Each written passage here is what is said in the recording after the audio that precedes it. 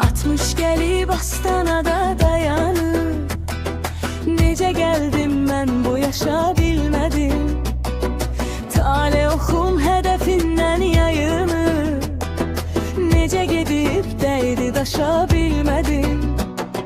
Kimsə görməz içimdəki tufanı, bu dumanlı, bu çiskinli havanı. Bitirmişəm, çox yormuşam bu canı. Dağa qalxdım, yalı aşa bilmədim. Fələk mənə heç vermədi amanı. Sanki yokmuş onun dini imanı. Kim qaytarar itirdiğim zamanı. Hardan geldi bunlar başa bilmedim. Ben geciktim yoksa iller tələsdi.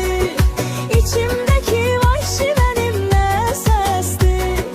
Bundan sonra heyiflənməyə bəsdi. Həyatımı düzüb koşa bilmədim. Ben geciktim yoksa iller tələsdi. İçimdeki vahşi benim ne sesti. Bundan sonra heyiflənməyə bəsdi. Həyatımı düzüb koşa bilmədim.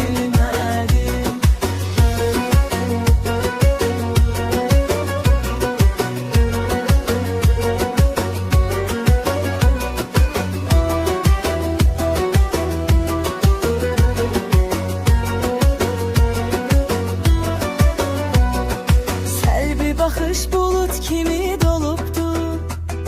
Ruh dağılın özü fağır olubdu. Deyən yoxdu bu qız niyə solubdu. Sevincimdən coşdum daşa bilmədim. Necə gəldim mən bu yaşa bilmədim. Fələk mənə heç vermədi amanı. Sanki yokmuş onun dili imanı.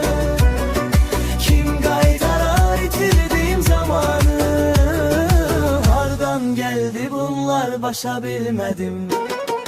Ben geciktim yoksa iller tələsdi. İçimdeki vahşi benim ne sesti. Bundan sonra heyiflənməyə bəsdi. Həyatımı düzüb koşa bilmədim. Necə gəldim mən bu yaşa bilmədim.